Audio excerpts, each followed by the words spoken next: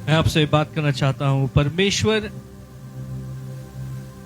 की उपस्थिति के विषय में।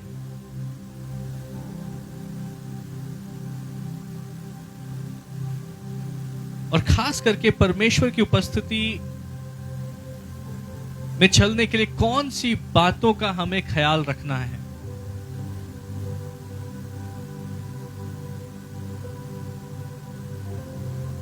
निर्गमन 33 अध्याय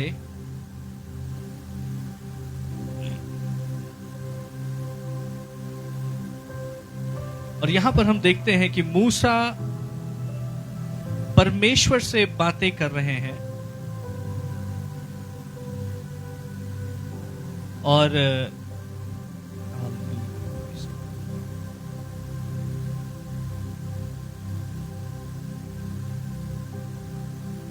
और इस अध्याय में हम पहले देखते हैं कि परमेश्वर मूसा को यह कहते हैं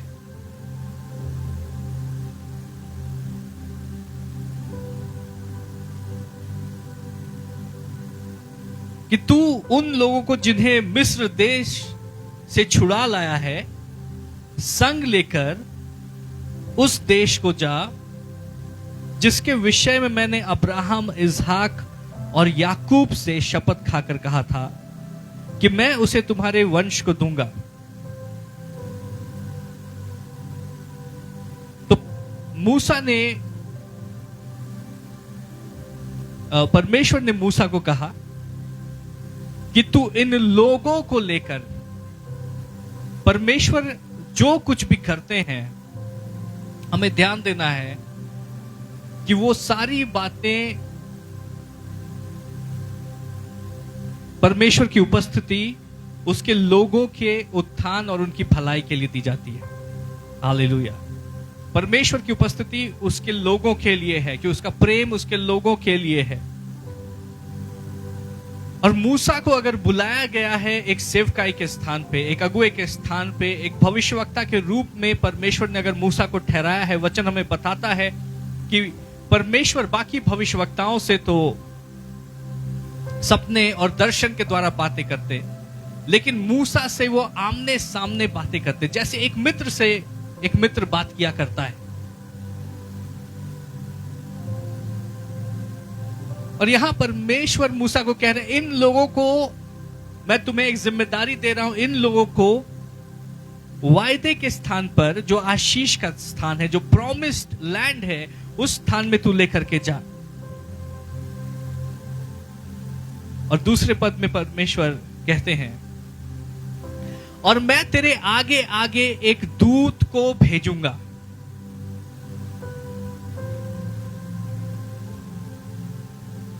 हालेलुया।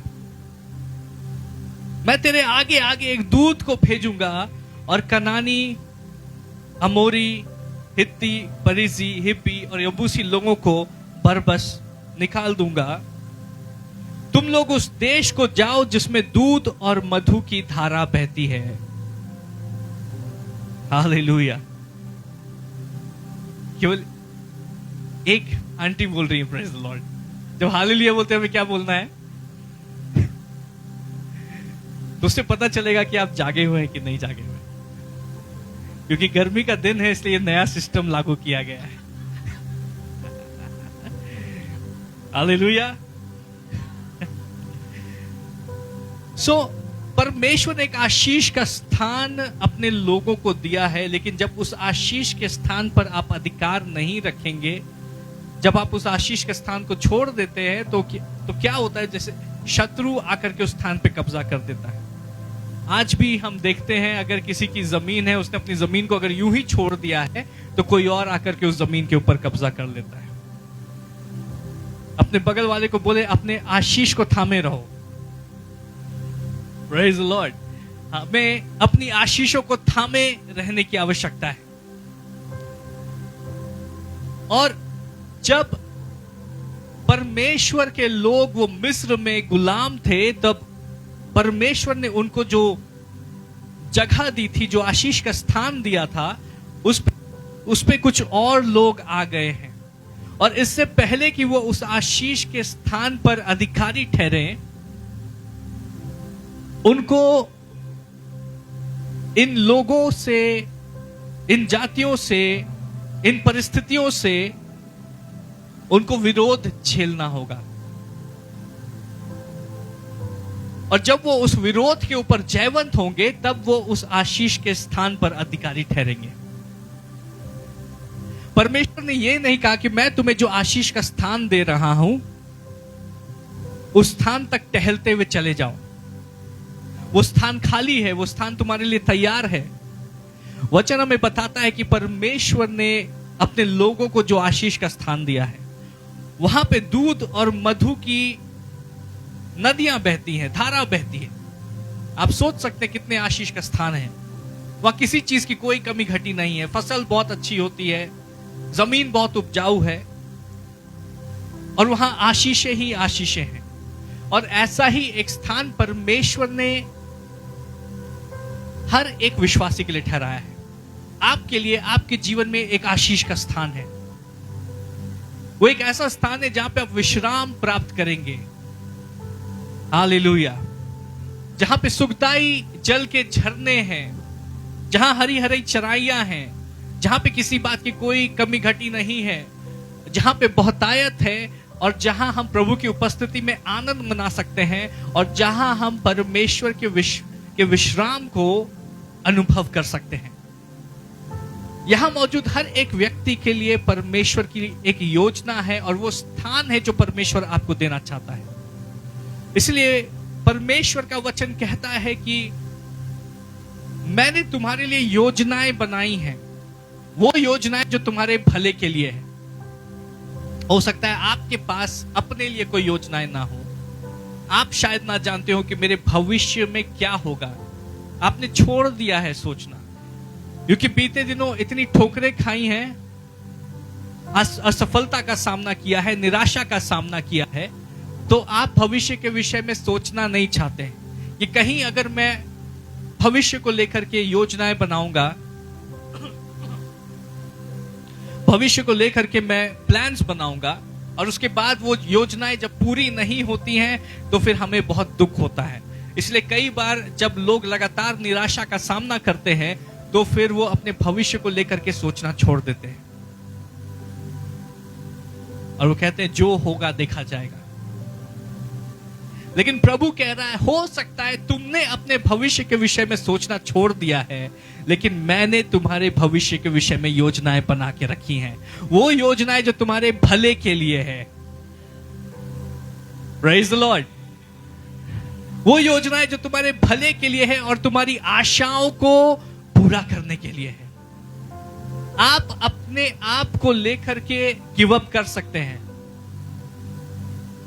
आप अपने आप के ऊपर भरोसा करना छोड़ सकते हैं। आप अपने आप को लेकर के कि मुझसे नहीं होगा, आप हिम्मत हार सकते हैं, लेकिन परमेश्वर अभी भी आपके लिए वो उत्साहित है। हालेलुया। वो अभी भी आपके लिए चीयर कर रहे हैं, वो अभी भी आपको उत्साहित कर रहे हैं, और परमेश्वर कह रहे हैं कि मैंने तुम्हारे लिए योजनाएं बनाई हैं। वो योजनाएं जो तुम्हारे भले के लिए है और तुम्हारी आशाओं को पूरा करने के लिए है। और गौर करने की बात है कि परमेश्वर वहां एक बात जोड़ते हैं। वो बात ये है, वो कहते हैं वो योजनाएं तुम्हारे भले के लिए है, तुम्हारे बुरे के लिए नहीं। तो जो भी ख्याल हमारे हृदय में आता है, जो ख्याल कहता है कि तुम्हारे भविष्य में कुछ बुरा होने वाला है, कई बार लोग घबराए रहते हैं, वो डरे रहते हैं, कहीं मुझे कोई बीमारी तो नहीं हो गई, कहीं मुझे शुगर तो नहीं हो गया, कहीं मुझे बीपी तो नहीं हो गया, कहीं मुझे कोई बीमारी तो नहीं हो गई।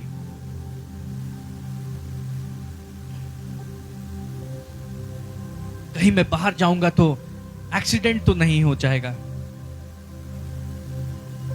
मेरे प्रियजन जब कहीं हैं उनके साथ कुछ अनहोना तो नहीं हो जाएगा। और इन ख्यालों को लेकर के कई बार हम परेशान रहते हैं। मैं आपको बताना चाहता हूं कि ये जो ख्याल है ये परमेश्वर की ओर से नहीं है, ये शत्रु की ओर से है। हालेलुया। और परमेश्वर का वचन हमें बताता है कि परमेश्वर ने हमें भय की आत्मा नहीं दी है, परंतु सामर्थ, प्रेम और शांति की आत्मा दी है। Praise the Lord। तो हर एक वो ख्याल जो कि नेगेटिव है, जो हमें परेशान करने के लिए हमारे हृदय में डाला जा रहा है और जिसको लेकर के हम परेशान और व्याकुल हो जाते हैं, वो सारे ख्याल परमेश्वर की ओर से नहीं आते। परमेश्वर कहते हैं मेरे पास तुम्हारे लिए योजनाएं हैं और वो योजनाएं तुम्हारे भले के लिए है। तो ऐसी बात जो परमेश्वर की योजना के साथ में मिल नहीं रही है, जो परमेश्वर की योजना के साथ में इक्वेट नहीं हो रही है, ऐसी बातें जो हमारे अंदर घबराहट और डर पैदा कर रही है, ये सारी बातें कहां से? शैतान की ओर से आ रही है। और उन सारी बातों को हमें अपने पैरों तले रौंद देना है, जैसे परमेश्वर ने हमें सांपों और बिच्छुओं को कुचलने का अधिकार दिया है। Praise the Lord. हालेलुया।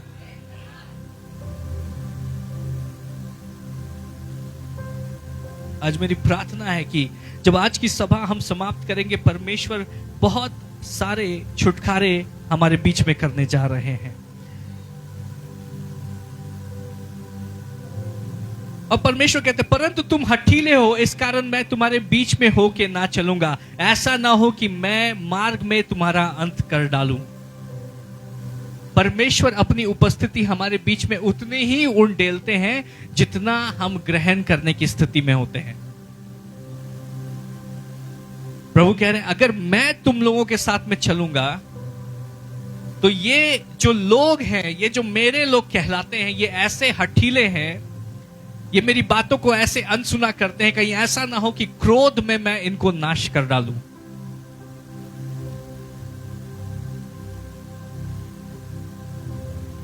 जितनी ज्यादा परमेश्वर की उपस्थिति हमारे जीवन में बढ़ती जाती है, उतना ही ज्यादा हमें परमेश्वर के साथ चलने में गंभीर होना जरूरी है।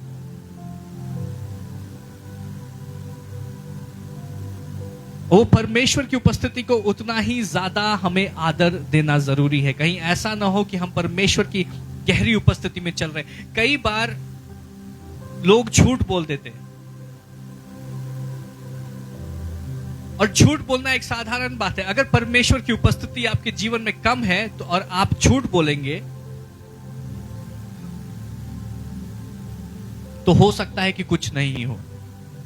लेकिन वचन हमें बताता है, प्रेरितों के कार्य उसमें अननास और सफीरा के विषय में, और इन लोगों ने निश्चय किया और परमेश्वर के दासों को ये कहा कि हम जमीन बेच रहे हैं और उस जमीन से जो धन आएगा वो हम चाहते हैं कि परमेश्वर के राज्य में दे। और जब हम कुछ बोलते हैं तो परमेश्वर उन बातों को तुरंत, वो अगर आपने परमेश्वर को कोई वायदा किया है तो वो वायदा स्वर्ग में रिकॉर्ड हो गया है। तो इस बात का ध्यान रखना चाहिए कि हम मनुष्यों के साथ में नहीं डील कर रहे हैं, हम परमेश्वर के साथ में वाचा बांध रहे हैं। तो परमेश्वर के साथ जब भी हम कोई वाचा बांधे, कोई वायदा करे, तो हमेशा ध्यान रखना चाहिए कि वो वायदा हमने परमेश्वर के साथ में किया है। और अननास और सफीरा, उन्होंने क्या किया? उन्होंने आधा जो धन, उस जमीन को बेच के आधा धन मिला था, उसको उन्होंने अपने लिए रख लिया और खुद में कहा कि ये तो किसी को नहीं पता चलेगा। परमेश्वर का दास जब आएगा, जब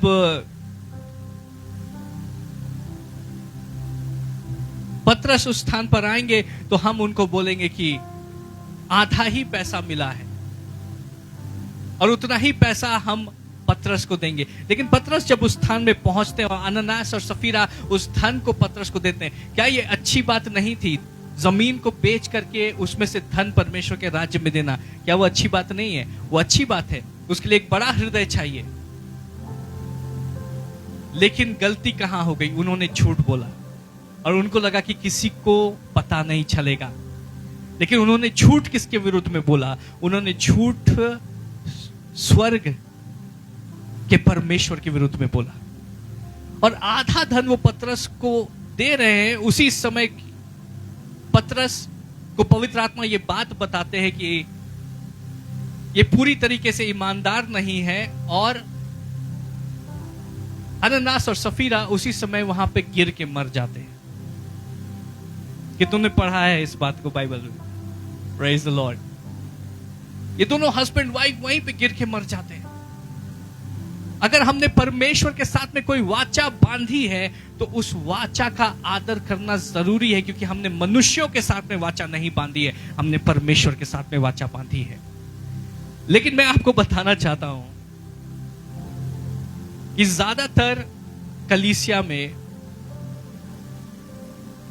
हम देखते हैं कि लोग पैसों का हेर फेर कर देते हैं और अगुवे ही झूठ बोल रहे हैं, अगुवे ही कलीसिया की संपत्ति को बेच दे रहे हैं।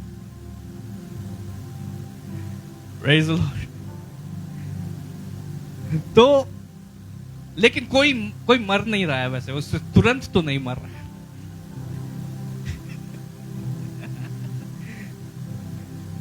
कि चर्च की जमीन को बेच दिया और तुरंत वहीं पे ढेर हो गए, वैसा नहीं हो रहा है। क्यों नहीं हो रहा है? लेकिन प्रेरितों के कार्य में ऐसा हुआ। प्रेरितों के कार्य में जैसे ही उन्होंने झूठ बोला वैसे ही वो वहां ढेर हो गए। वो डिफरेंस इसलिए है क्योंकि आज कलीसिया में वैसा परमेश्वर का अभिषेक, वैसा गहरा अभिषेक मौजूद नहीं है। लेकिन जहां पे परमेश्वर का गहरा अभिषेक मौजूद है वहां उतनी ही ज्यादा सावधानी से हमें चलना होता है, क्योंकि उतनी ही तेजी से आशीषें आपके जीवन में आएंगी और उतनी ही तेजी से आपके जीवन में न्याय भी होगा। कितनों को समझ में आया? इसलिए परमेश्वर खुद कह रहे कि मैं इस्राएल के साथ में नहीं चल सकता हूं, क्योंकि अगर मैं इनके साथ में चलूंगा, अभी ये मेरी उपस्थिति को संभालने के योग्य नहीं है, ये हठीले हैं, ये अभी नादान है, ये मूर्खता करते हैं, और कहीं ऐसा ना हो कि जब मैं इनके साथ में चल रहा हूं तो मेरी उपस्थिति और मेरे क्रोध के कारण ये नाश हो जाए। मैं आपको बताना चाहता हूं कि ये कलीसिया जो लाइट मिनिस्ट्री सेवकाई है, ये परमेश्वर के हृदय के बहुत करीब है और हम परमेश्वर की गहरी उपस्थिति को यहां पर अनुभव करते हैं। हालेलुया। तो हमारे लोग, इस कलीसिया के लोग बाकी कलीसिया के लोगों से अलग होने चाहिए। जितनी तेजी से परमेश्वर हमारे बीच में छुटकारे करते हैं, जितनी तेजी से परमेश्वर हमारे बीच में अपनी आशीषों को उंडेलते हैं, और मैंने देखा है कि लोग यहाँ पे सीढ़ियां चढ़ते चढ़ते उनके जीवन में छुटकारा हो जाता है। जब हमारे पास में प्रार्थना निवेदन फोन कॉल आता है, जब फोन कॉल आया रिंग होते होते छुटकारा हो जाता है। हालेलुया। और परमेश्वर की एक गहरी उपस्थिति का यह प्रमाण है कि वो हमारे साथ साथ चल रहा है। लेकिन मैं आज आपको सावधान भी करना चाहता हूं कि परमेश्वर की उपस्थिति के साथ में हम कैजुअल एटीट्यूड नहीं रख सकते, चलेगा वाला एटीट्यूड हम नहीं रख सकते हैं। हमें परमेश्वर की उपस्थिति जब उसकी करीबी में चल रहे हैं तो इस बात को समझे कि हम राजाओं के राजा की उपस्थिति में चल रहे हैं। राजाओं के पास हम बातचीत कर सकते हैं। वो हमारे शब्दों के ऊपर ध्यान देता है। हम जो बोलते हैं, जब आराधना करते हैं तो सुन रहा है, अपनी करीबी में हमें लेकर के चल रहा है। तो हमें उतनी ही गंभीरता के साथ में चलना है, उतने ही आदर के साथ में परमेश्वर के साथ चलना है। Praise the Lord.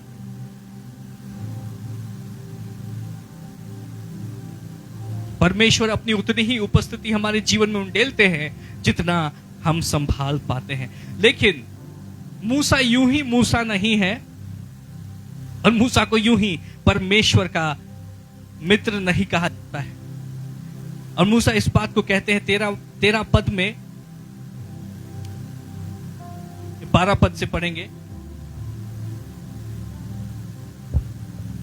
और मूसा ने यहोवा से कहा, सुन, तू मुझसे कहता है कि इन लोगों को ले चल, परंतु यह नहीं बताया कि तू मेरे संग क्या परमेश्वर ने मूसा को नहीं बताया कि मैं किसको तुम्हारे साथ में भेजूंगा?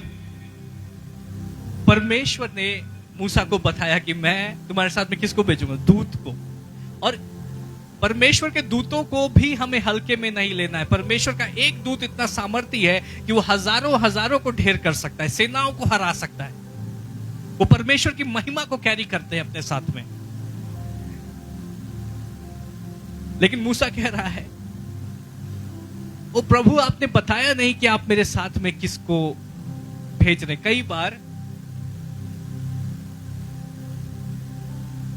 एक ऐसा बहरापन होता है जो केवल उन बातों को सुनता है जो हम सुनना चाहते हैं, और अगर कोई ऐसी बात होती है जो हम नहीं सुनना चाहते, वो हमें सुना ही नहीं देती है।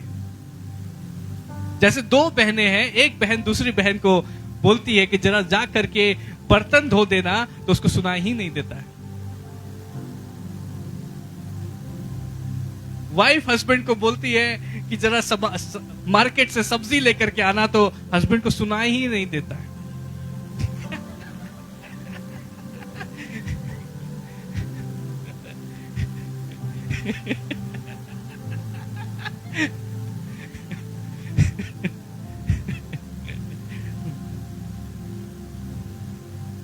हस्बैंड वाइफ को बोलता है मेरा कपड़ा जरा प्रेस कर देना, तो वाइफ को सुना ही नहीं देता है। थोड़ा बैलेंस करना जरूरी है।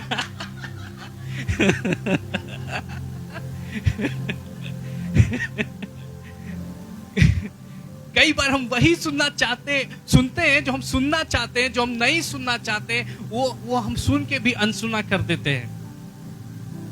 और मूसा परमेश्वर से कह रहे हैं, परमेश्वर जरा सुनिए, आपने मुझको बताया नहीं कि मेरे साथ में कौन जाएगा। और उसके आगे वो कहते हैं, वो भी तूने कहा है तेरा नाम मेरे चित्त में बसा है और तुझ पर मेरे अनुग्रह की दृष्टि है। मूसा को परमेश्वर से नेगोशिएट करना आता है, और हमें भी सीखने की आवश्यकता है। और यहां पर मूसा कह ये रहे कि प्रभु, आपने जो कहा है कि आप दूत को मेरे साथ में भेजेंगे, वो मैं नहीं चाहता हूं, मैं कुछ और चाहता हूं। लेकिन इससे पहले कि मैं आपको बताऊं कि मैं क्या चाहता हूं, पहले मैं थोड़ा सा बटरिंग करते हैं। हालेलुया।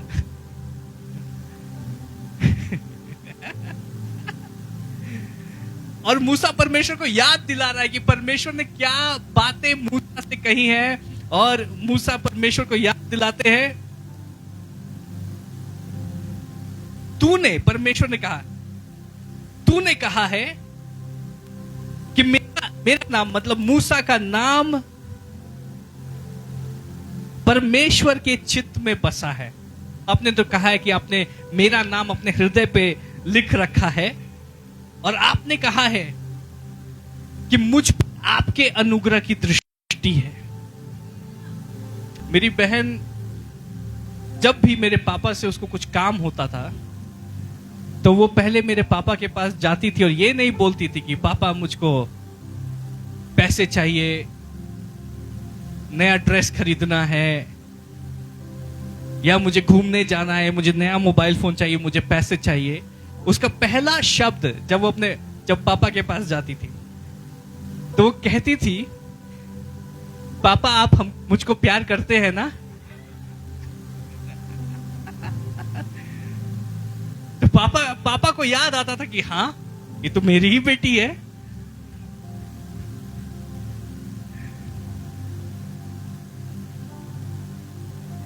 और ये तो मेरी बेटी हो, मैं तो इसको प्यार करता हूं।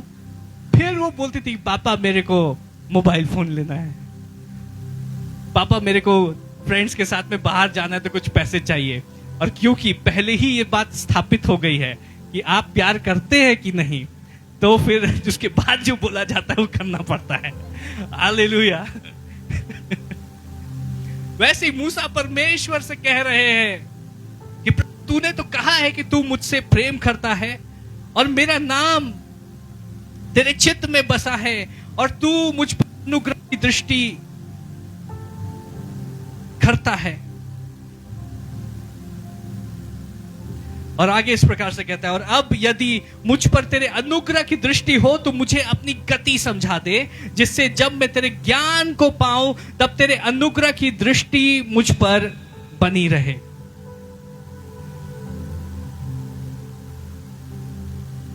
फिर यह भी ध्यान रख कि यह जाति या लोग, यहां पर जाति शब्द का प्रयोग किया गया है, लेकिन इंडिया में जाति शब्द थोड़ा सा नकारात्मक हो जाता है।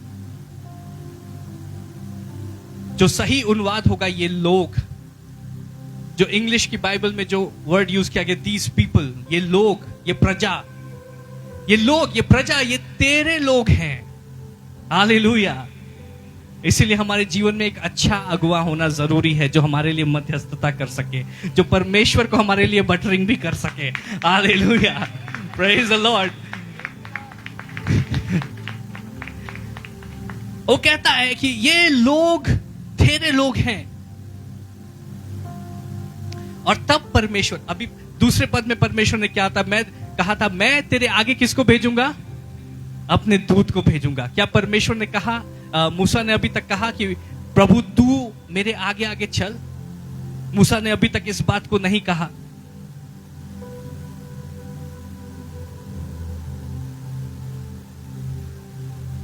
हालेलुया।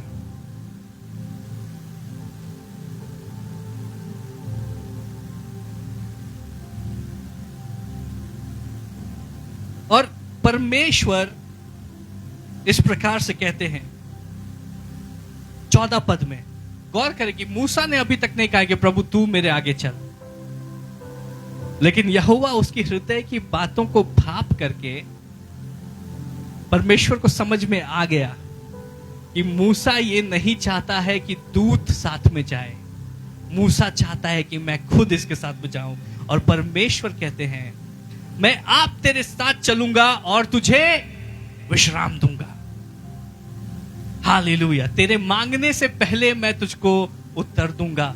लेकिन हमें परमेश्वर से बात करना आना चाहिए, परमेश्वर के साथ में चलना आना चाहिए, और हमारा रिश्ता परमेश्वर के साथ में मजबूत होना चाहिए। और तब मूसा अपने हृदय की बात को कहता है।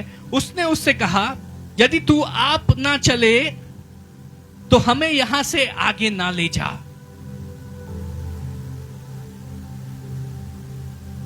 ये कैसे जान जाए कि तेरे अनुग्रह की दृष्टि मुझ पर और अपनी प्रजा पर है?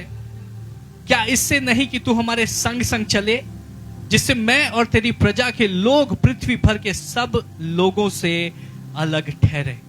परमेश्वर कहते मैं तेरे आगे चलूंगा और तुमको विश्राम दूंगा। आज की सुबह परमेश्वर आपसे कह रहे हैं कि मैं तेरे आगे चलूंगा। तेरे जीवन में चाहे कितने भी उतार चढ़ाव क्यों ना आए, कितने भी टेढ़े मेढ़े रास्ते क्यों ना आए, कितनी भी मुश्किलें क्यों ना आए, मैं तुम्हारे साथ तुम्हारे आगे चलूंगा। तुम अकेले नहीं हो, मैं तुम्हारे साथ चलूंगा और मैं तुम्हें विश्राम दूंगा। Praise the Lord, hallelujah. ये एक बात है कि परमेश्वर के स्वर्गदूत हमारे साथ में हो, लेकिन उससे एक बेहतर बात है कि परमेश्वर खुद हमारे साथ में चले। और हमें वो उत्तम भाग चुनना है कि हम परमेश्वर से की उपस्थिति से कम में कभी भी समझौता ना करें। स्वर्गदूत अच्छे हैं, लेकिन परमेश्वर की उपस्थिति से कम में हम कभी भी समझौता ना करें। परमेश्वर की उपस्थिति में चलने के लिए कौन सी बातों का ध्यान रखना हमें जरूरी है? पहली बात है कि परमेश्वर की उपस्थिति उसके लोगों के लिए है। हालेलुया। परमेश्वर की उपस्थिति उसके लोगों के लिए। अगर आप चाहते हैं कि परमेश्वर की उपस्थिति उस प्रकार से आपके जीवन के ऊपर हो जैसे वो पतरस के ऊपर थी, कि पतरस की परछाई से लोग चंगे हो जाया करते थे, और पौलुस के ऊपर थी जिस प्रकार से पौलुस के कपड़ों से दुष्टात्माएं भाग जाया करती थी, अगर हम चाहते हैं कि वैसी परमेश्वर की गहरी उपस्थिति हमारे साथ में हो, तो हमें इन बातों का ध्यान रखना जरूरी है। पहली बात है कि परमेश्वर की उपस्थिति उसके लोगों के लिए है, क्योंकि उसका प्रेम उसके लोगों के लिए है। यहोशू, हालेलुया। आइए जोर से ताली बजा के हम परमेश्वर की स्तुति करें।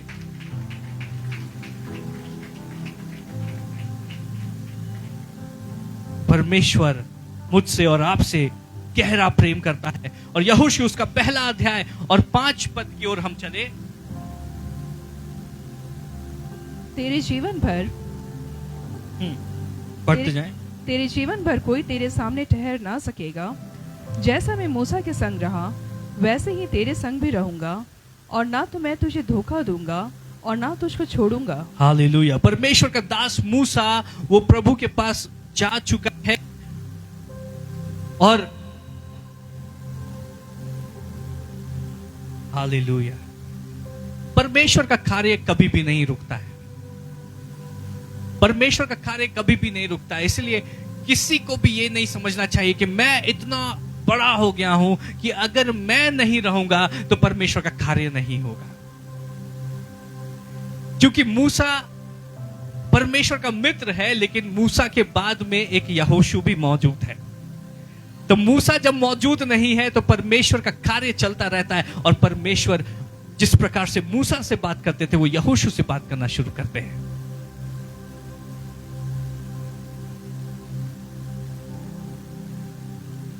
कई बार मैंने कलीसियाओं में देखा, हमारी कलीसिया में नहीं, हमारी कलीसिया सही में बहुत ही अच्छी है, लेकिन कुछ जगहों पर मैंने देखा है कि जो वर्शिप टीम है उसमें आपस में अनबन हो गई, तो ड्रमर ने बोला कि मैं तो जाऊंगा ही नहीं, मैं नहीं जाऊंगा तो वर्शिप ही नहीं होगी। जो सेटअप करने वाला है उसकी अनबन हो गई, उसने बोला कि दूसरों को ज्यादा महत्व क्यों दिया जाता है, मुझे महत्व नहीं दिया जाता, मैं नहीं जाऊंगा तो फिर वर्शिप सेटअप ही नहीं होगा, आराधना होगी, तब उनको पता चलेगा कि मैं कितना महत्वपूर्ण हूं। है ना, घर में भी हम लोग ऐसा करते हैं। आज हम खाना ही नहीं बनाएंगे तब सबको मेरा वैल्यू समझ में आएगा।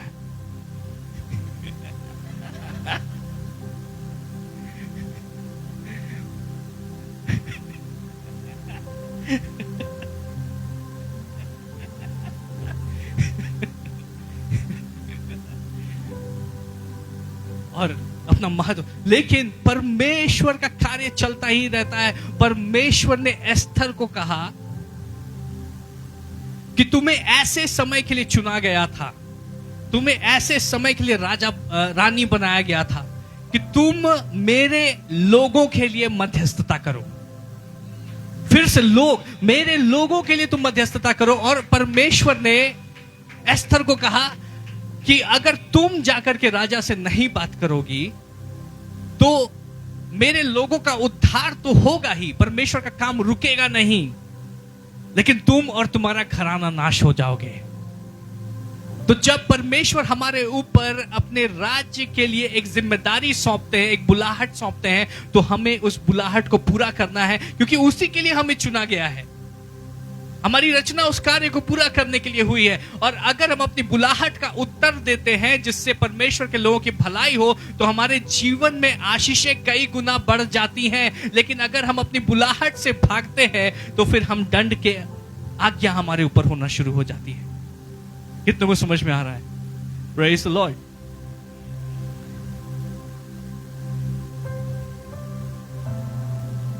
और परमेश्वर ने यहोशू को कहा, तेरे जीवन भर कोई तेरे सामने ठहर न सकेगा, जैसे मैं मूसा के संग रहा वैसे ही तेरे संग रहूंगा।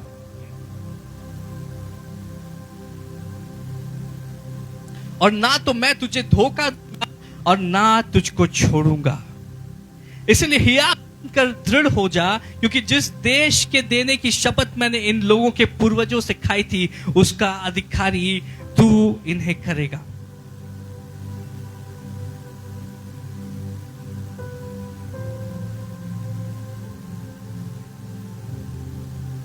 परमेश्वर यहोशू को कहते हैं कि मेरी उपस्थिति तुम्हारे साथ में चलेगी, लेकिन उस उपस्थिति में चलने के लिए तुमको मेरे मकसद के साथ में खड़ा होना होगा। परमेश्वर की कितनी उपस्थिति हमारे जीवन के ऊपर है, वो इस बात पे निर्भर करती है कि हम परमेश्वर के मकसद के साथ में, परमेश्वर की योजना के साथ में कितने जुड़े हुए हैं। और प्रभु कहते हैं कि तुम्हारे जीवन भर तुम्हारे सामने कोई ठहर नहीं सकेगा। जो कोई तुम्हारे विरोध में आता है, उन सब का सामना उनको तुमसे नहीं करना होगा, उनको परमेश्वर से करना होगा। कोई जितना भी जादू टोना तुम्हारे विरुद्ध में कर दे, लेकिन उसका सामना तुमको नहीं करना होगा, उसका सामना परमेश्वर खुद करेंगे। ऑफिस में कितनी भी पॉलिटिक्स तुम्हारे विरुद्ध में क्यों ना हो रही हो, उसका सामना तुमको नहीं करना होगा, परमेश्वर खुद करेंगे। हालेलुया। और परमेश्वर कहते हैं तुम्हें केवल शांत रहना है और मेरे उद्धार को तुम देखने पाओगे। तुम्हें केवल शांत रहना है और तुम मेरे छुटकारे को देखने पाओगे। मेरी उपस्थिति, परमेश्वर की उपस्थिति, किसी दूत की उपस्थिति नहीं, किसी संत की उपस्थिति नहीं, परमेश्वर की उपस्थिति तुम्हारे साथ साथ रहेगी। क्यों?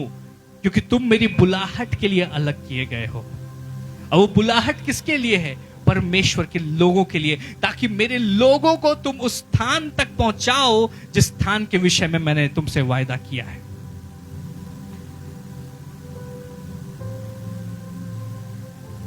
मत्ती 6 उसका 33 पद इस प्रकार से बोलता है, पहले उसके राज्य और उसकी धार्मिकता की खोज करो तो सारी बातें तुम्हारे लिए कर दी जाएंगी।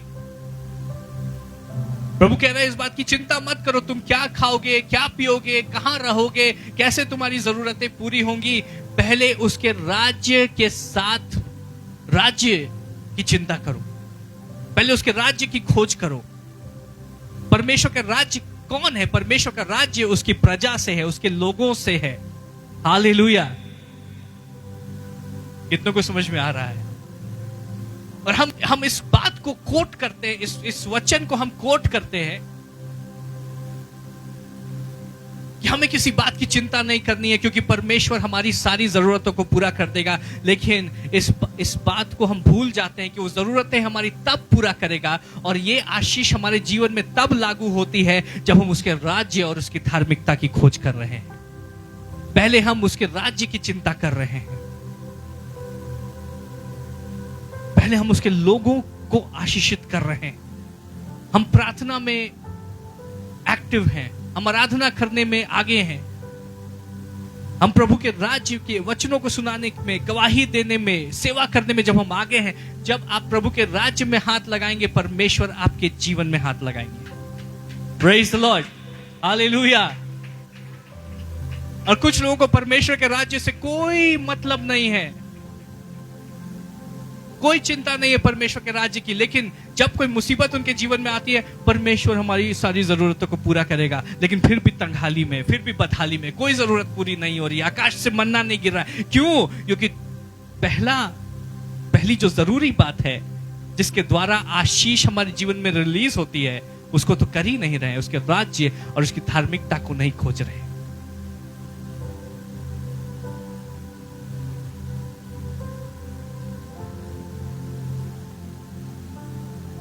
It is about God's people. Yeshu Masih ने कहा, हालेलुया,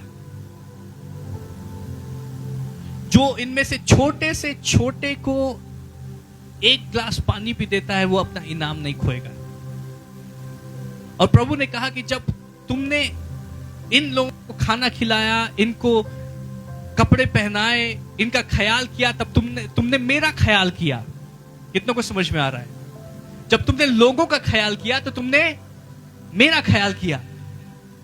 परमेश्वर की उपस्थिति हमारे जीवन में तब रिलीज होती है जब हम उसके लोगों की सेवा करते हैं। हालेलुया। जब हम कलीसिया की सेवा करते हैं, जब परमेश्वर के राज्य को हम बनाते हैं, क्योंकि ये सारी बातें उसके राज्य के विषय में है।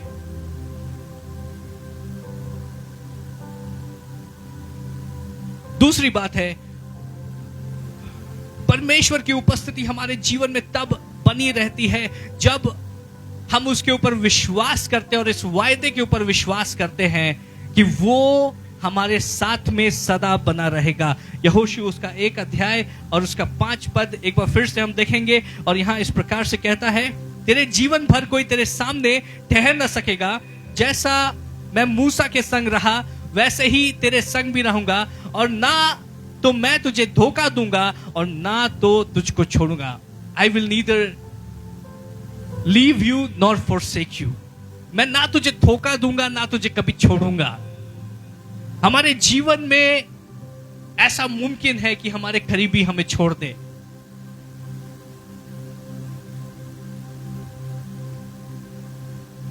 अभी बीते दिनों में मैंने देखा कि कुछ विश्वासी विश्वास में बढ़ते हैं और परमेश्वर के वचन को ग्रहण करते हैं, परमेश्वर में बढ़ रहे होते हैं, लेकिन उनके बॉयफ्रेंड को नहीं पसंद है कि आप कलीसिया में प्रार्थना करने जाते हैं। और उनको यह आशा है कि मेरा बॉयफ्रेंड, क्योंकि वो शादी करेंगे, घर बसाएंगे, और उनको विश्वास है कि सब कोई मुझे छोड़ देगा, लेकिन मेरा बॉयफ्रेंड मुझे नहीं छोड़ेगा।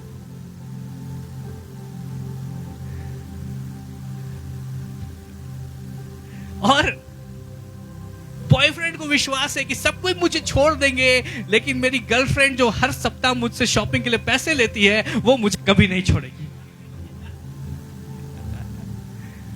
वो कभी नहीं छोड़ेगी, वो सचमुच में मुझसे प्रेम करती है।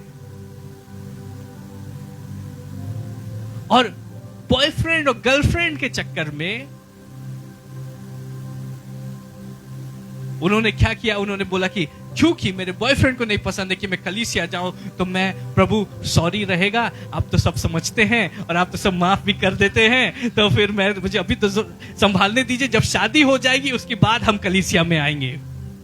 तो बॉयफ्रेंड के लिए माता पिता से लड़ाई कर ली, गर्लफ्रेंड के लिए माता पिता से लड़ाई कर ली।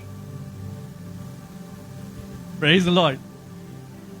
वो बच्चे जिनको माता पिता ने बचपन से बड़ा किया, अपनी गोद में खिलाया, हालेलुया, जब चल नहीं सकते थे चलना सिखाया,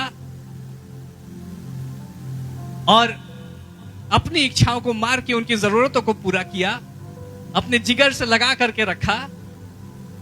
15, 20, 18 साल, 20 साल, 25 साल, और जो गर्लफ्रेंड 1 साल पहले आई है, जो बॉयफ्रेंड 6 महीने पहले आया है, वो इस प्रकार से बोलते, मेरा जीवन तो तुम्हारा है, मैं अपनी जान भी तुम्हारी तुम दे सकती हूं, मैं अपनी जान भी तुम्हारे लिए दे सकता, तुम्हारा जान तुम्हारा है ही नहीं देने के लिए, तुम्हारा जान तुम्हारे मम्मी पापा का, परमेश्वर का है। Praise the Lord, hallelujah. जो तुम्हारा है ही नहीं वो तुम दे कैसे सकते हो? और फिर होता यह है कि जिसके ऊपर भरोसा कर रहे हैं, पूरी खानदान से लड़ करके शादी कर ली,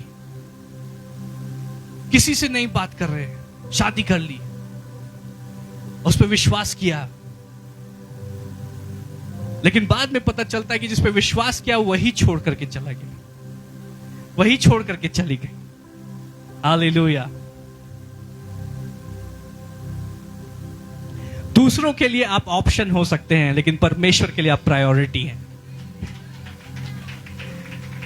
लोगों को समझ में आ रहा है? और जिसके लिए आप प्रायोरिटी है वो हमारे लिए भी प्रायोरिटी होनी चाहिए। हालेलुया। ब्रेकअप और मेकअप होते रहता है, लेकिन हमारे माता पिता हमेशा एक ही हैं और हमेशा हमसे प्यार करते हैं। कितनों को समझ में आ रहा है?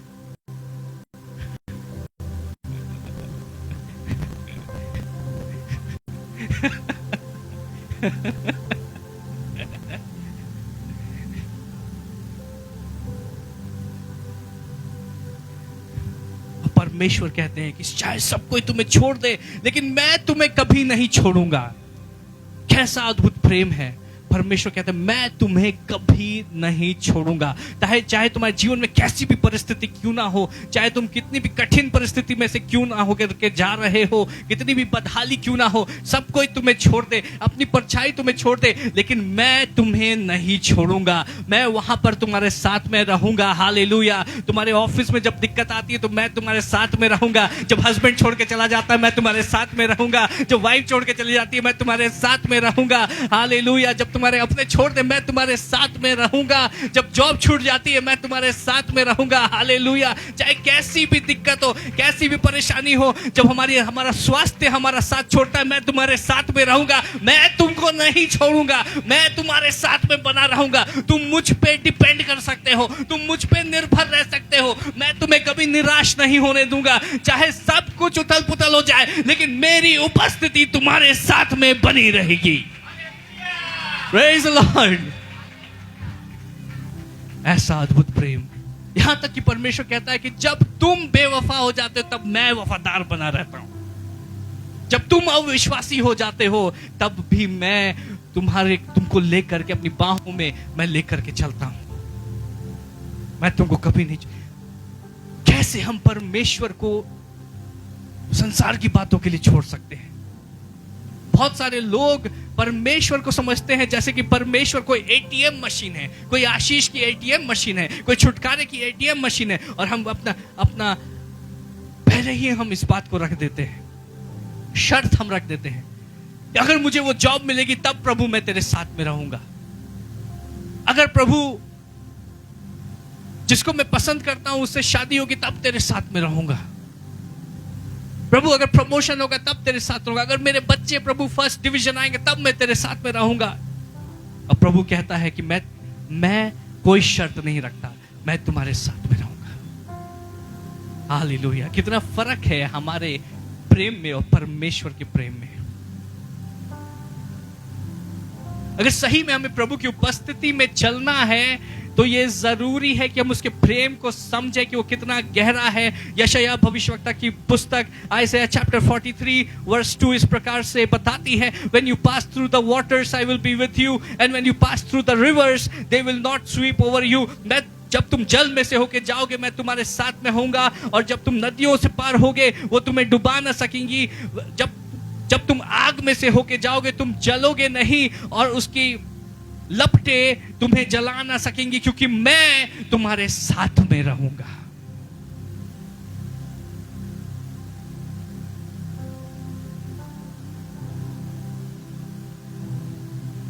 और यीशु मसीह ने मत्ती 28 उसके 20 में कहा, देखो जगत के अंत तक मैं तुम्हारे साथ में हूं। आप कभी भी अकेले नहीं हो सकते। अगर आप परमेश्वर से प्रेम करते हैं, परमेश्वर के साथ में आप चल रहे हैं, आप कभी भी अकेले नहीं होंगे। और बहुत बल आ जाता है जब आपके साथ में कोई हो।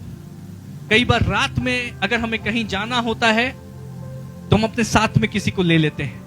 अगर कोई बहुत भारी काम हमें करना है तो हम किसी को अपने साथ में ले लेते हैं। जब कोई हमारे साथ में होता है तो हमारी हिम्मत बंधी रहती है। कोई साथ में होता है तो हमारा बोझ बढ़ जाता है, हम काम आसानी से कर सकते हैं।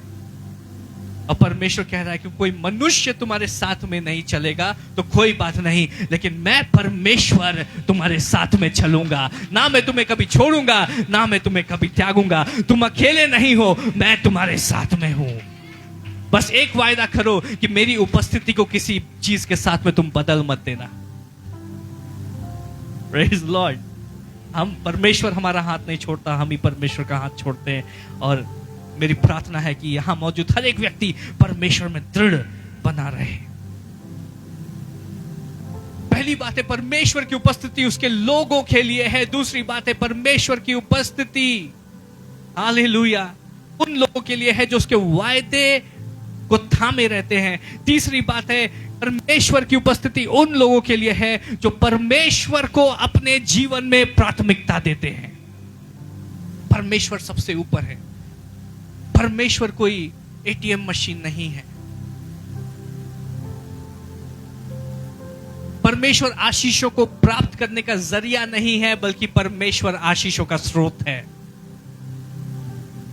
कैसा लगे अगर हमारा कोई मित्र हमारे पास तभी आए जब उसको हमसे कोई जरूरत हो। जब पैसे की जरूरत हो तब वो हमें कॉल करे, जब कोई और मदद चाहिए हो तब वो हमें कॉल करे, जब उसको जरूरत हो तब वो हमें कॉल करे। ऐसे लोगों को हम क्या बोलते हैं? ऐसे लोगों को हम मतलबी बोलते हैं। और जो सचमुच में प्रेम करता है वो मतलबी नहीं होता।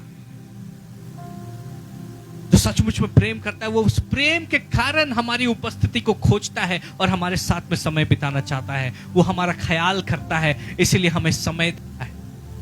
कितनों को समझ में आ रहा है?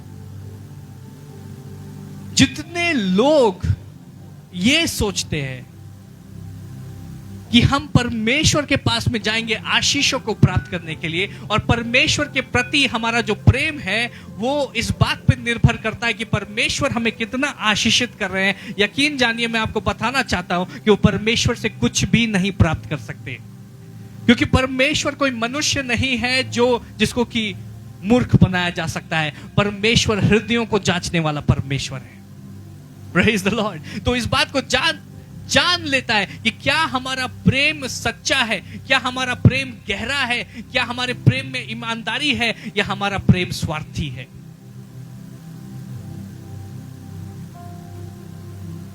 जो परमेश्वर को कहता है कि प्रभु मुझे कुछ नहीं चाहिए, तू मेरे लिए काफी है, उसको परमेश्वर सब कुछ दे देते हैं। और जो सब कुछ परमेश्वर के पास खोजते हैं उसको कुछ नहीं मिलता है। जो पीछे है वो आगे कर दिए जाएंगे, और जो आगे हैं वो पीछे कर दिए जाएंगे।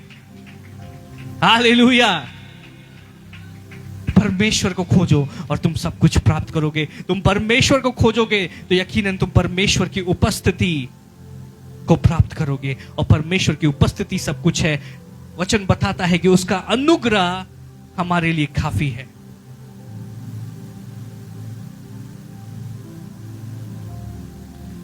यीशु मसीह ने कहा कि सबसे प्रमुख आज्ञा यह है, अपने परमेश्वर से, अपने प्रभु से अपने सारे मन और अपने सारे प्राण और अपनी सारी बुद्धि के साथ प्रेम रखना। बड़ी और मुख्य आज्ञा तो यही है। पहली आज्ञा परमेश्वर के प्रति है। अपने जीवन में हमारी प्रायोरिटी सही होनी चाहिए। हमारे जीवन में सबसे ऊंचा स्थान परमेश्वर का होना चाहिए।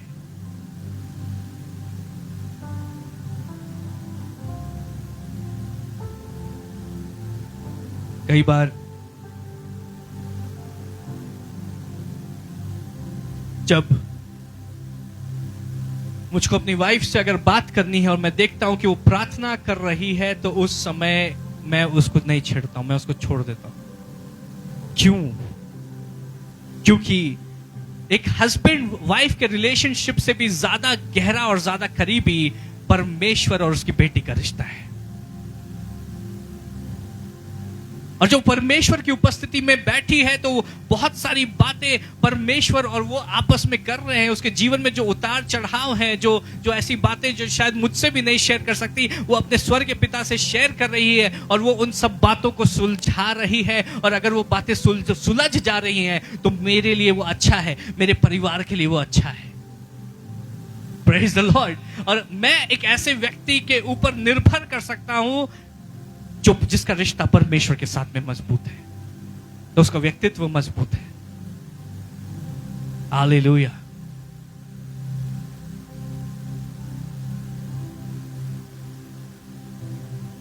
परमेश्वर को प्राथमिकता देना। हर एक रिश्ते के ऊपर परमेश्वर है। हर एक बातों के ऊपर, हमारे जीवन की परिस्थितियों के ऊपर परमेश्वर है।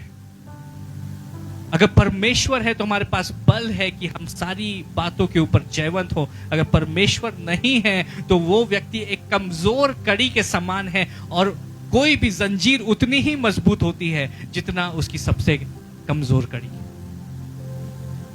कितने को समझ में आया?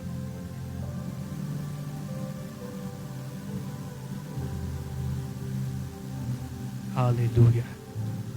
पर्पस। चौथी बात है परमेश्वर की उपस्थिति। जो परमेश्वर की इच्छा हमारे जीवन के लिए ठहराई गई है, उस इच्छा के ऊपर निर्भर करती है। और यीशु मसीह जब सामरी स्त्री से बात कर रहे थे, तो उसके चेलों ने आकर के यीशु को कहा कि कुछ खा ले। तो यीशु ने उनको कहा, मेरा भोजन यह है कि मैं अपने भेजने वाली की इच्छा अनुसार चलूं और उसका काम पूरा करूं। आपका और मेरा आत्मिक भोजन क्या है? मेरा और आपका आत्मिक भोजन यह है कि हम परमेश्वर की इच्छा के अनुसार चलें। हालेलुया। उसकी बुलाहट के अनुसार चलें और उसके काम को, उसकी मर्जी को अपने जीवन में पूरा करें। आपके लिए जो सबसे आशीष की जगह है, सबसे ज्यादा जो सुरक्षित जगह है, वो परमेश्वर की मर्जी में है। हालेलुया। हम इस पृथ्वी पे हम क्यों हैं? हमें समय क्यों दिया गया है? परमेश्वर की मर्जी पूरा करने के लिए। यीशु मसीह केवल 33 साल तक क्यों इस पृथ्वी पर थे? क्यों नहीं 50-60 साल तक यीशु मसीह ने सेवकाई की?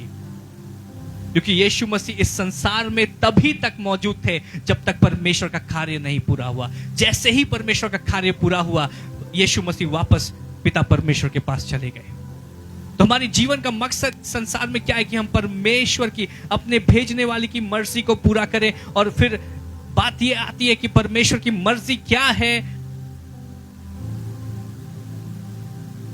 और ठीक उसके बाद यीशु मसीह कहते हैं, यूहन्ना 4 अध्याय उसका 35 पद, यीशु मसीह कहते, क्या तुम नहीं जानते कि कटनी होने में अब भी 4 महीने पड़े हैं? देखो मैं तुमसे कहता हूं, अपनी आंखें उठाकर खेतों पर दृष्टि डालो कि वे कटनी के लिए पक चुके हैं, और काटने वाला मजदूरी पाता और अनंत जीवन के लिए फल बटोरता है।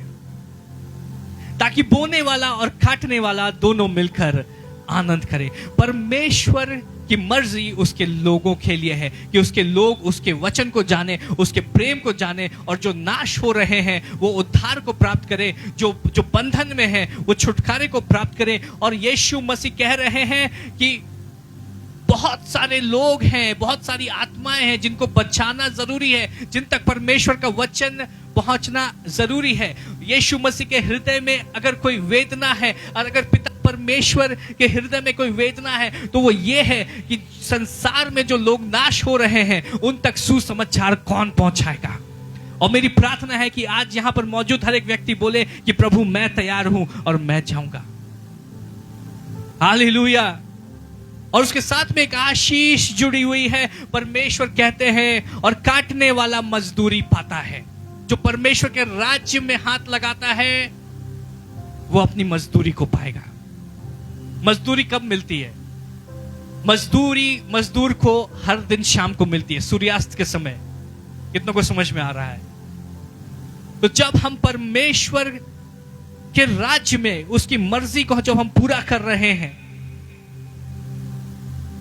तो परमेश्वर हर दिन आपके जीवन को आशीषित करेंगे। यहां पे दो बातें लिखी हुई हैं। पहली बात है काटने वाला मजदूरी पाता है और अनंत जीवन के लिए फल बटोरता है। कई लोग इस प्रकार से सोचते हैं कि जब हम परमेश्वर के लिए मेहनत करते हैं तो हम अनंत काल में जब प्रवेश करेंगे तब उसका फल प्राप्त करेंगे। तो अभी हम जीवन में कुछ एक्सपेक्ट नहीं कर रहे हैं, लेकिन यीशु मसीह हमें एक बात बता रहे हैं कि जब तुम मेरी सेवा इस संसार में करोगे, जब इस संसार में तुम मेरे राज्य को बनाओगे, तो इस संसार में तुम अपनी मजदूरी पाओगे। तुम जीवितों की जमीन पे परमेश्वर की भलाई को देखोगे। हालेलुया। तुम्हारे बिजनेस में सुपर नेचुरल ग्रोथ होगा। तुम्हारे घर के ऊपर सुपर नेचुरल आशीषें होंगी। बीमारी और तंगहाली तुम्हारे घर से, तुम्हारी सीमाओं से दूर रहेंगी। मेरा सामर्थी हाथ तुम्हारे जीवन के ऊपर रहेगा। तुम जिंदों की जमीन पर मेरे आनंद को और मेरी शांति को अनुभव करोगे। हालेलुया। जब लोग तुम्हारे जीवन को देखेंगे, जब तुम्हारे परिवार को देखेंगे, जब तुम्हारे बच्चों को देखेंगे तो मेरी करुणा और भलाई को और मेरी महिमा को तुम्हारे घराने के ऊपर देखेंगे, और वो इस संसार में देखेंगे। और जब तुम अनंत काल में प्रवेश करोगे तो अनंत काल के लिए तुम्हारे लिए एक बड़ा इनाम रखा हुआ है। अपने लिए इस पृथ्वी पर धन मत जमा करो जहां पर चोर चोरी कर सकते हैं और कीड़े उस धन को खराब कर सकते हैं, लेकिन यीशु मसीह ने कहा अपने लिए स्वर्ग के राज्य में धन इकट्ठा करो जो कभी खराब नहीं होता है। कितनों को समझ में आ रहा है? कैसी आशीष की बात है। जब हम प्रभु की सेवा करते हैं तो प्रभु इस संसार में भी हमें आशीषित करते हैं और अनंत काल में भी हमने आशीषों को बटोर कर रखा है। लेकिन ये आशीषें हमारे जीवन में कब रिलीज होती हैं? जब परमेश्वर की मर्जी के साथ में हम कार्य करना शुरू करते हैं।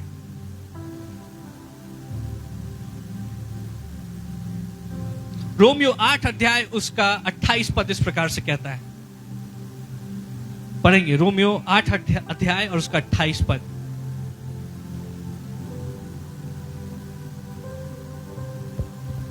और हम जानते हैं कि जो लोग परमेश्वर से प्रेम रखते हैं उनके लिए सब बातें मिलकर भलाई ही को उत्पन्न आपने करती सुना हैं। है लोग कहते हैं पैर टूट गया, जो होता है भले के लिए होता है। सीढ़ी से गिर गए, जो होता है भले के लिए होता है। घर में आग लग गई, जो होता है भले के लिए होता है। कैसे भले के लिए होता है? घर में आग लग गई, सोफा जल गया, टीवी जल गया, हम सीढ़ी से गिर गए, अभी जॉब में नहीं जा सकते हैं, अभी जो है तो सैलरी कटना शुरू हो जाएगी। कैसे भले के लिए होता है?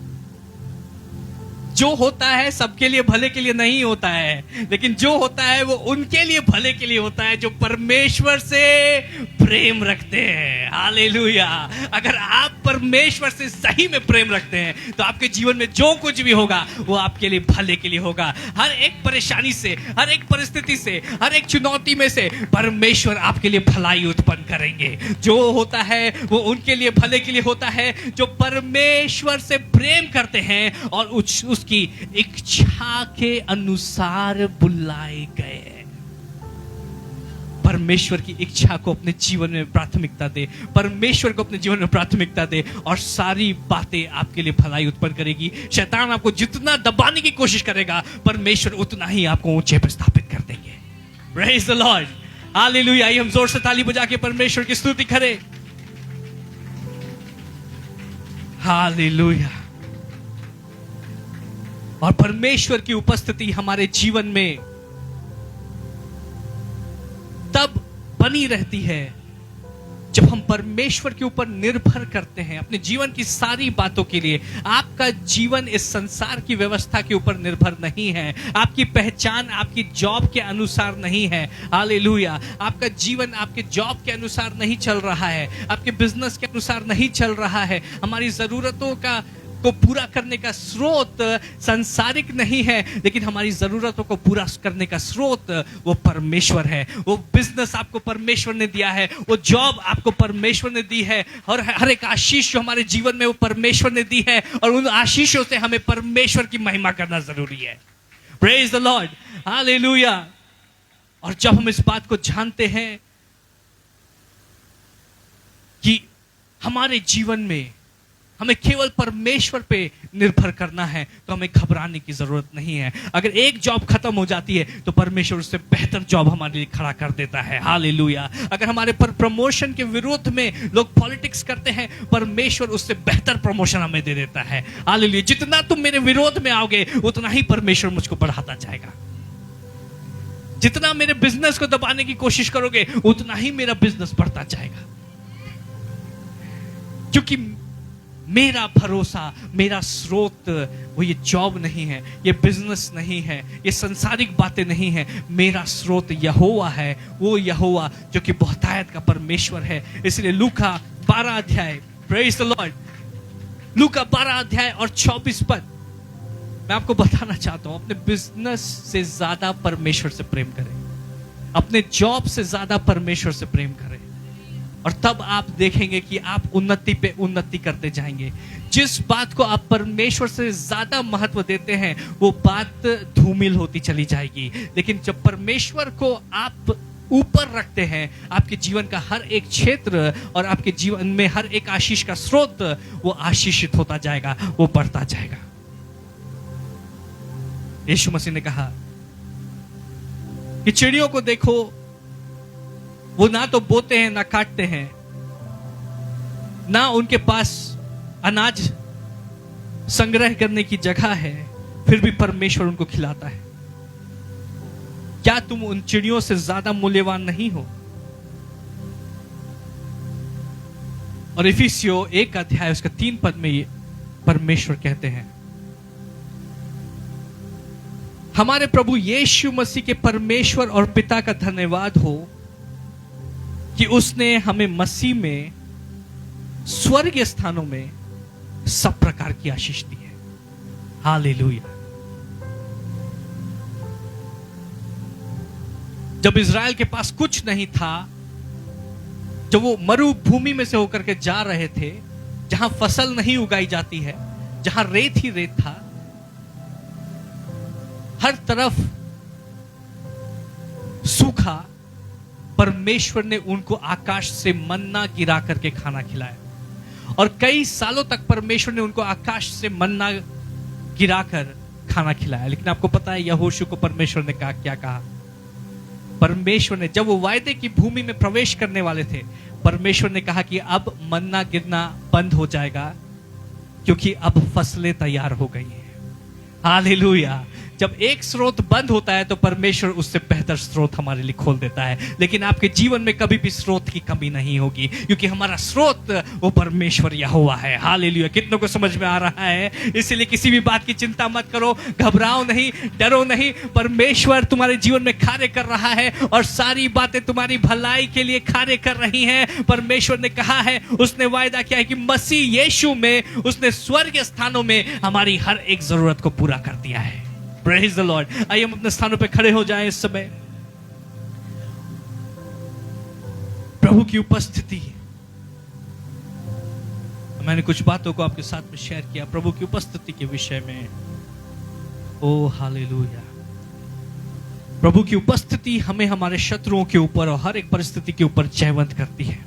प्रभु की उपस्थिति में आनंद की भरपूरी है। प्रभु की उपस्थिति उसके लोगों के लिए है। प्रभु की उपस्थिति उसके वायदे के लिए है कि ना तो वो कभी हम छोड़ेगा, ना वो कभी हमें त्यागेगा।